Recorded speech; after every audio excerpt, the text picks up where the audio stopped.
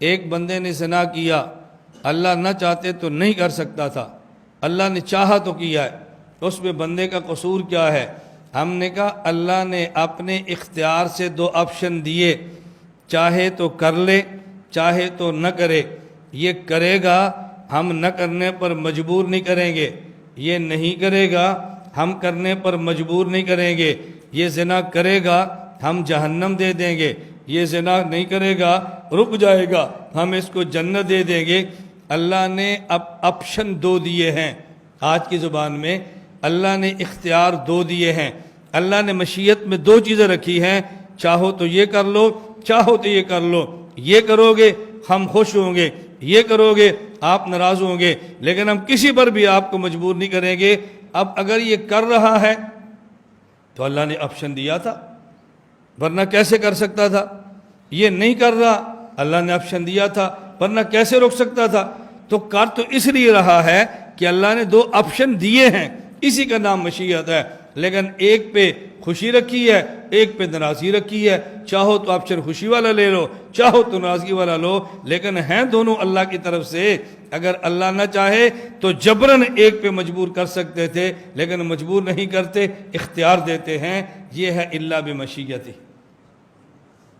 یہ ہے الا بمشیتہ وعلمہ، اور جو کچھ ہوگا اللہ کے علم میں ہے۔ اب توجہ رکھنا، اللہ کے علم میں میں اس بندے کو اختیار دوں گا یہ کرے گا۔ اب اگر اس طرح نہ کرے، اللہ کے علم کے خلاف ہوا نا، تو اللہ کے علم کے خلاف تو نہیں ہو سکتا۔ وقضائہ، اللہ کے علم میں تھا، میں اختیار دوں گا، یہ بندہ کام کرے گا، اللہ نے فیصلہ کر دیا اس نے یہی کرنا ہے۔ وقضائہ، اب سمجھ آ گئی؟ وقدرہ، یہ دونوں کا مجموعہ ہے، علم بھی تھا یہ کرے گا، پھر لکھ بھی دیا یہ کرے گا۔ وقدرہ، کیا کیا؟ توجہ رکھنا، وقدرہ، یہاں ہم قدری کا معنی کیا کریں گے؟ چونکہ علم اور قضاء دو آ چکے ہیں، اور علم اور قضاء کا مجموعہ تقدیر ہے۔ اب تقدیر کا یہاں معنی کیا کریں گے؟ اب تقدیر کا معنی کریں گے کہ اسی طرح اللہ اسباب پیدا فرماتے ہیں، ان کے اسباب پیدا کرنے ہی سے یہ کرے گا۔ قدرہ، مناسب انداز میں، مناسب طریقے سے، بمشیتہ، اللہ کی مشیت سے کیا معنی؟ اللہ کے دو آپشن تھے، اس میں سے ایک آپشن کو لے گا، یہ دونوں اللہ کی طرف سے ہوں گے تبھی کرے گا۔ اللہ ایک ہی آپشن رکھتے، دوسرا کام کبھی نہ کرتا۔ بعلمہ، اللہ کے علم میں ہمیں اختیار دوں گا تو یہ کرے گا۔ آگے وقضائہ، اللہ کے علم میں تھے کرے گا تو اللہ نے فیصلہ کر دیا اس نے ایسے کرنا ہے۔ وقدرہ، اور چونکہ اللہ کے علم میں تھا میں اختیار دوں گا پھر یہ کرے گا، اور کر تب سکتا ہے جب اللہ اسباب دیں۔ یہ چونکہ چاہتا تھا اللہ نے اس کے مطابق اسباب دے دیے۔ وقدرہ، وکتبہ فی اللوح المحفوظ، اور جو کچھ ہونا تھا، مشیت، علم، قضاء، قدر، یہ سب کچھ خدا نے لوح محفوظ میں پہلے سے لکھ دیا۔ فرق سمجھو، فرق، میں بار بار چیخ چیخ کر یہ کہہ رہا ہوں، ان لفظوں میں فرق کرنا بڑا مشکل ہے، یہ نہیں ہوتا فرق، اس لیے میں سمجھا رہا ہوں۔ سمجھ آ گئی یا پھر کہوں؟ بولو، پھر سنو۔ جو کچھ دنیا میں ہوتا ہے، جو کچھ آخرت میں ہوگا، اللہ کی مشیت سے ہوتا ہے۔ اللہ تعالیٰ دو آپشن بندے کو دیتے ہیں، چاہے تو نیکی کرے اور چاہے تو گناہ کرے، چاہے تو ایمان لائے چاہے تو کفر کرے۔ اگر اللہ تعالیٰ دو آپشن نہ دیتے، ایک ہی رکھتے، تو بندہ دوسرا کبھی نہ کر سکتا۔